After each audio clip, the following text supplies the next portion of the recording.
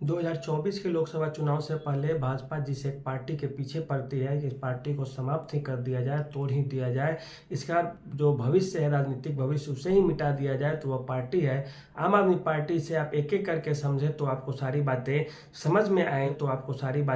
समझ में आएंगी। दरअसल जब दूसरी बार भाजपा की सरकार जीतती है 2019 में, कई मामलों पे, कई मुद्दों पे जब जरूरत पड़ती है, जैसे 370 हटाना हुआ या सीएए एनआरसी के मामले में जब समर्थन की जरूरत हुई भाजपा को, तो आम आदमी पार्टी से समर्थन ले लेती है। जैसे वो या तो वो वॉकआउट कर जाए सदन से या समर्थन दे दे कुछ मुद्दों पे, तो आखिर एक तरह से यह सपोर्ट करना ही होता है और इस मामले पे सपोर्ट होता रहा। भाजपा से उसके साठगांठ ठीक ठाक ही चले, हाँ बाहर ही भले जुबानी जंग होती रही हो। लेकिन जैसे ही अरविंद केजरीवाल की महत्वाकांक्षा बढ़ती है, वो जैसे ही दिल्ली से पंजाब की ओर कूच करते हैं और वहां से चुनाव जीत जाते हैं, कांग्रेस का सफाया कर देते हैं, वहां तक भाजपा थोड़ी बहुत बैलेंस्ड की मुद्रा में थी, वेट एंड वॉच की मुद्रा में थी कि देखते हैं आगे क्या होता है। लेकिन जैसे ही अरविंद केजरीवाल कांग्रेस के इंडिया ब्लॉक में जाते हैं, ठीक अरविंद केजरीवाल के पीछे अब लगने लगता है कि इनके बुरे दिन शुरू हो गए हैं। ये जितने भी घपले और घोटाले के जो मामले हैं सारे उसके बाद ही हवा में आने लगते हैं। इससे पहले आरोप प्रत्यारोप केवल लगते थे कि ये कम से कम बैलेंस्ड की मुद्रा में रहे, क्योंकि अरविंद केजरीवाल जो सबसे बड़े दुश्मन है वो कांग्रेस के ही हैं। वो जहां जाते हैं कांग्रेस साफ होती है। दिल्ली में भी उनका जो वोट बैंक है वो कांग्रेस का ही है, पंजाब में भी जो वोट बैंक था वो कांग्रेस का ही था। और वो जहां गुजरात जाते हैं कांग्रेस हारती है, पंजाब जाते हैं कांग्रेस हार जाती है, दिल्ली में कांग्रेस का नामो निशान मिटाने में उनका सबसे बड़ा योगदान। इस बार उन्होंने क्या किया कि सीधे सीधे कांग्रेस के साथ गठबंधन कर लेते हैं।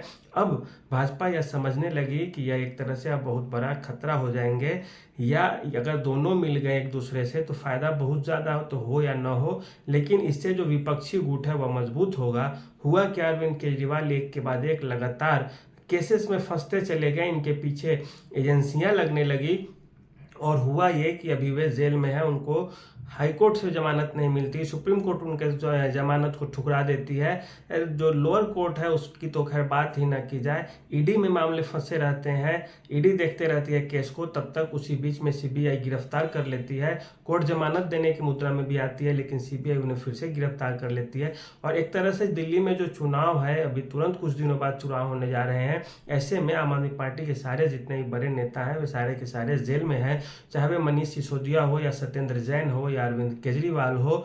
और ये जो संजय सिंह भी अभी कुछ दिन पहले बाहर आए हैं लेकिन वे जमानत पे आए हैं, वे फ्री नहीं हुए हैं। तो इस तरह से आप देखें तो जनता भी ये समझने लगी है कि जरूर न कुछ दाल में बहुत बड़ा काला है, नहीं तो सारे नेता जेल जाते हैं और उन्हें high court, lower court, supreme court होते होते बेल मिल जाती है। लेकिन अरविंद केजरीवाल के मामले में ऐसा कुछ नहीं होते हुए दिख रहा है। ऐसा इसलिए क्योंकि जरूर कुछ न कुछ बड़ी सहभागिता है इनकी, जिसके कारण जांच एजेंसियां काफी सख्ती से रवैया अपना रही है और कोर्ट भी इन्हें राहत देने की मुद्रा में नहीं है। हाई कोर्ट ने भले स्वेच्छा के आधार पर चुनाव प्रचार करने की छूट तो दी हो उन्हें, और वे आते भी हैं प्रचार करने और कांग्रेस के लिए प्रचार करते हैं, कांग्रेस और आप दोनों मिलकर प्रचार करती है। लेकिन परिणाम क्या होता है, जो वोट बैंक थे वो रह ही जाते हैं। जो जितने वोटों से जीतता था चुनाव वो लगभग उतने ही वोटों से जीतता है, सातों की सातों सीटें आम आदमी पार्टी हार जाती है। और पंजाब में भी उससे बस 3 सीटें मिलती है, और पंजाब में जबकि उनका विधानसभा में बहुमत ही नहीं अपार बहुमत है, जहां विपक्ष लगभग न के बराबर है।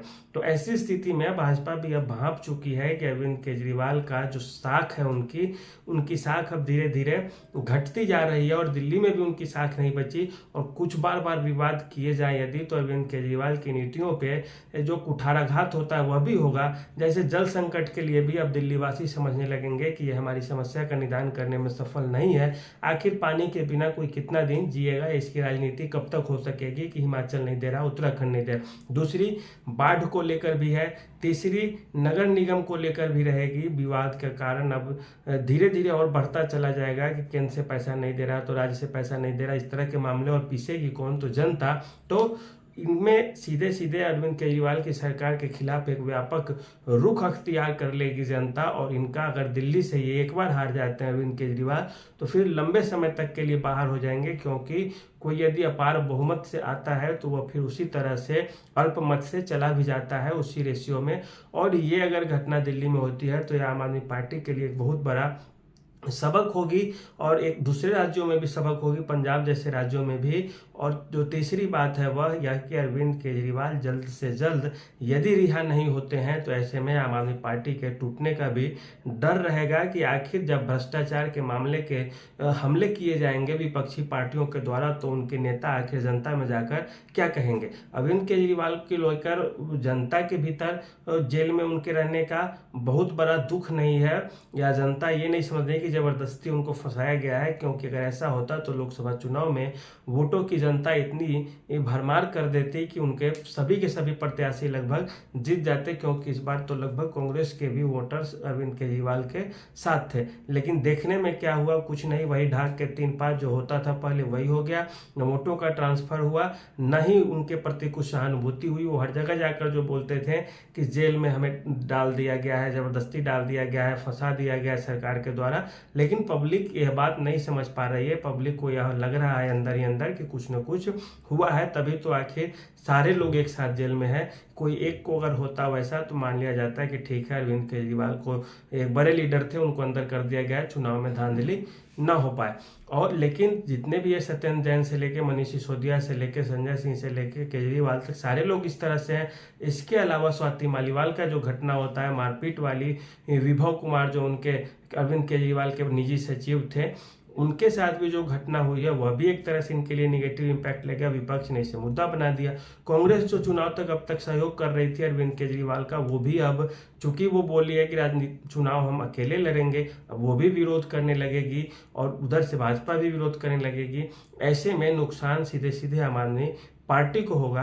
अब क्या ये एक और चीज आगे देखने को मिलेगी कि क्या भाजपा अरविंद केजरीवाल का नेतृत्व स्वीकार करती है या दिल्ली में फिर से कांग्रेस को आगे लाने का काम करेगी, जिससे कि चुनाव कांग्रेस और भाजपा में हो, या ये चाहेगी कि किसी तरह आम आदमी पार्टी से कोई साठगांठ की जाए या किसी तरह की रणनीति बनाई जाए जिससे कांग्रेस तो बाहर रहे ही, लड़ाई आप और भाजपा के बीच में ही होती रहे। तो ये मामला बहुत जटिल है, लेकिन आम आदमी पार्टी को भी इस पर अच्छा से संज्ञान लेना चाहिए ताकि ऐसी स्थिति एक ही बार में उनकी ना आ जाए कि जो एकदम विपक्षहीन सरकार चलाते हैं, बिना विपक्ष के चुनाव जीत लेते हैं, जिसमें विपक्ष कुछ होता ही नहीं ऐसा चुनाव जीतते हैं, वो उस जगह पे एक मजबूत विपक्ष को लेकर आ जाएंगे या खुद विपक्ष में आएंगे, किसी और को सरकार में आने का न्योता खुद से दे देंगे। यह तो समय बताएगा, लेकिन आज के लिए इतना ही। धन्यवाद।